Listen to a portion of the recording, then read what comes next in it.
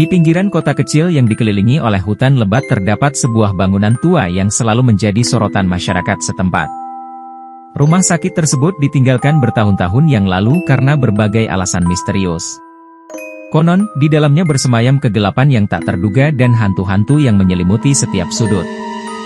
Cerita-cerita menakutkan tentang suster ngesot yang berkeliling di koridor-koridor gelap serta kuntilanak yang menghantui ruang rawat inap menjadi pembicaraan umum di kalangan warga sekitar. Di sebuah desa kecil, tinggal seorang gadis bernama Maya. Maya adalah seorang peneliti paranormal yang tertarik dengan cerita-cerita mistis. Ketertarikannya terhadap hal-hal yang gaib telah membawanya ke berbagai tempat angker di seluruh negeri.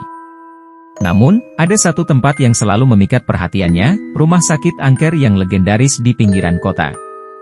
Suatu malam, Maya memutuskan untuk mengunjungi rumah sakit itu sendirian. Dia tiba di depan gerbang yang lapuk dan berkarat pada tengah malam.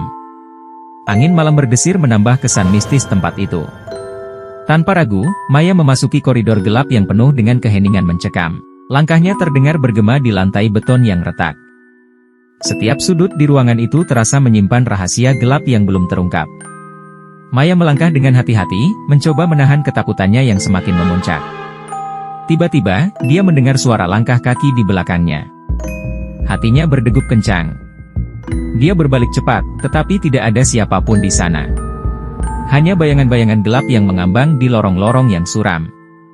Maya mencoba untuk menenangkan dirinya sendiri, menganggap suara itu hanya imajinasi belaka. Terus berjalan, Maya tiba di ruang rawat inap. Ruangan itu gelap gulita, hanya cahaya bulan yang samar-samar menerobos dari jendela-jendela kusam. Di salah satu tempat tidur, dia melihat bayangan yang tergeletak. Tanpa pikir panjang, Maya mendekat untuk memeriksa. Namun, begitu dia berada di samping tempat tidur, bayangan itu menghilang entah kemana. Maya merasa sesuatu yang aneh di ruangan itu. Udara terasa dingin, dan dia merasa seakan-akan ada mata yang memperhatikannya dari kegelapan. Tiba-tiba, lampu di ruangan itu menyala sendiri. Maya terkejut dan mundur beberapa langkah. Di hadapannya, dia melihat sosok seorang suster dengan seragamnya yang kuno. Wajahnya pucat dan matanya terlihat kosong, seperti tak memiliki nyawa. "Siapa kamu?" tanya Maya dengan gemetar.